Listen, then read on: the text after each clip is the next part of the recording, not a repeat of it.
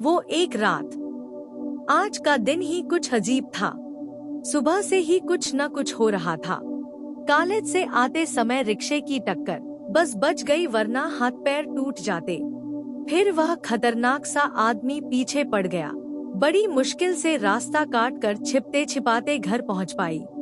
उसे घबराया हुआ देखकर मम्मी ने पूछा, क्या हुआ अलका, बड़ी घबराई हुई है? कुछ नहीं मम्मी, बस यूं ही मन ठीक नहीं है, कहकर वह बात टाल गई।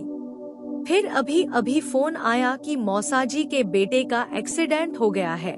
सो मम्मी पापा तुरंत चल दिए। उसका सिविल परीक्षा का पेपर था, इसलिए वह नहीं गई। उस पर शाम से ही मौसम अलग रंग में था। रुक रुक कर बारिश हो रही थी, बिजली चमक रही थी।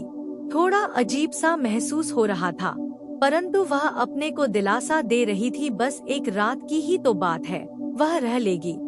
रात के 11 बजे थे। अभी उसे और पढ़ना था। सोचा चलो एक कॉफी पी ली जाए, फिर पढ़ाई करेगी।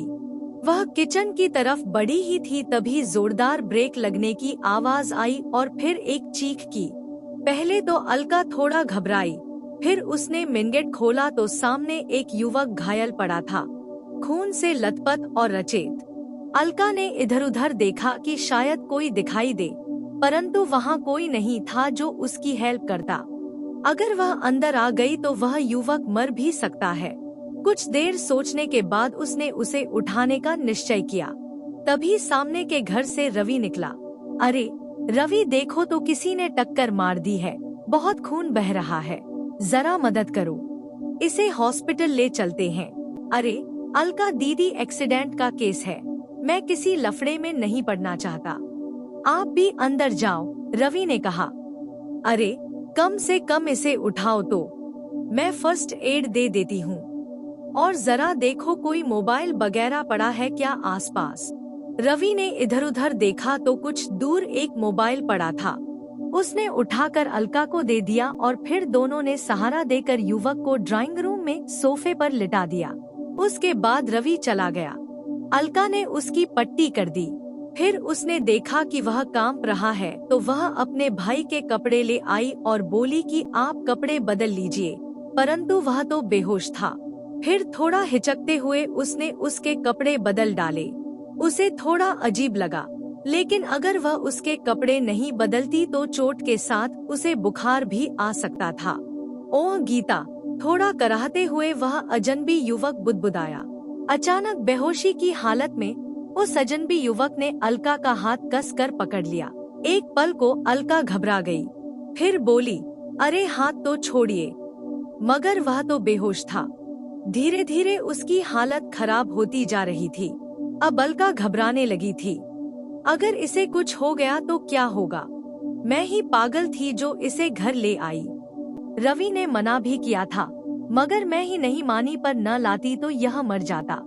मैंने तो सोचा कि पट्टी करके घर भेज दूंगी, पर अब क्या करूं? वैसे भी वह पूरी रात की जगी हुई है। अलका की मम्मी बोली, चल बेटी चाय पी कर थोड़ा आराम कर ले।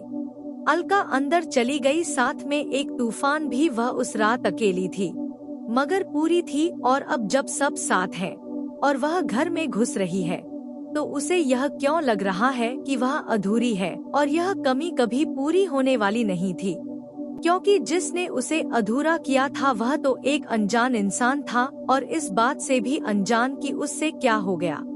और वह सारा घटनाक्रम, ललित का एक्सीडेंट, वह बरसात की रात, ललित का समागम, सब उसकी आंखों के सामने तैर गया।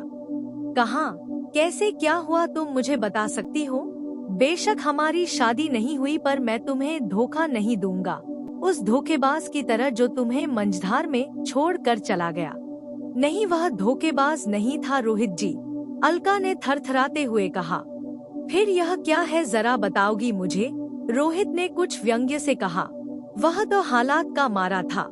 उस दिन बहुत बरसात हो रही थी, उसका एक्सीडेंट हुआ था, बहुत खून बह रहा था। मैं इमोशनल हो गई और उसे अंदर ले आई। सोचा था कि पट्टी वगैरह करके घर भेज दूंगी, पर उसकी हालत बिगड़ती गई। वह बेहोश था और बेहोशी की हालत में बार बार अपनी वाइफ का नाम ले रहा था। बस तभी यह हादसा हो गया। मैं तो इसे एक हादसा समझकर भूल गई थी, पर यह इस रूप में सामने आएगा सोचा भी न था। अब क्या होगा राहित जी? वह थरथराते होठों से बोली। कुछ नहीं होगा। जो कहता हूँ ध्यान से सुनो। सामान्य होकर बाहर आ जाओ। रोहित बाहर आया तो सब इंतजार कर रहे थे, खास तौर पर अलका के पापा।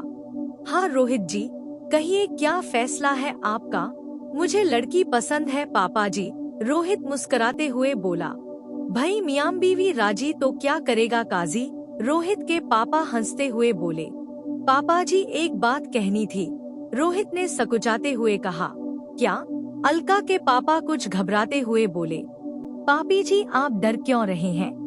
बस इतना कहना है कि जितनी भी रस्में हैं शादी सहित सब 1 महीने में ही कर दीजिए। पर 1 महीने में हम पूरी तैयारी कैसे करेंगे बेटा? कुछ और समय दो। बात यह है पापा जी, मुझे आगे की पढ़ाई के लिए अमेरिका जाना है, तो मैं सोच रहा इस बीच में शादी भी निपटा ली जाए ताकि अलका भी मेरे साथ अमेरिका चले।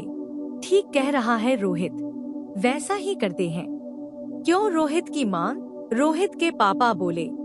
जैसा आप लोग ठीक समझे, अनमने से भाव से रोहित की मम्मी बोली। अगले दिन रोहित अपने कमरे में बैठा था, तभी उसकी मम्मी चाय लेकर आई। मैं जानता हूँ मम्मी आप क्यों परेशान हो, लेकिन आपको मुझसे वादा करना पड़ेगा कि जो कुछ भी मैं आपको बताऊंगा उसे आप किसी से भी शेयर नहीं करेंगी। चल वादा किया। अब तू इस आनन फानन की शादी की मतलब बता। रोहित ने उन्हें उस एक्सीडेंट से लेकर सारी बात बताई और वादा लिया कि वे किसी से भी इस बारे में कोई बात नहीं करेंगी, यहाँ तक कि रोहित के पापा और अलका के किसी भी घर वाले से नहीं। इस तरह चट मंगनी पर ब्याह करके आज अलका और रोहित हनीमून पर जा रहे हैं। अलका आज बहुत भावुक थी।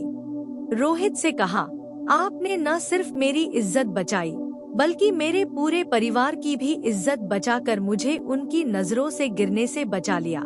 मैं आपका यह कर्ज कभी नहीं उतार पाऊंगी।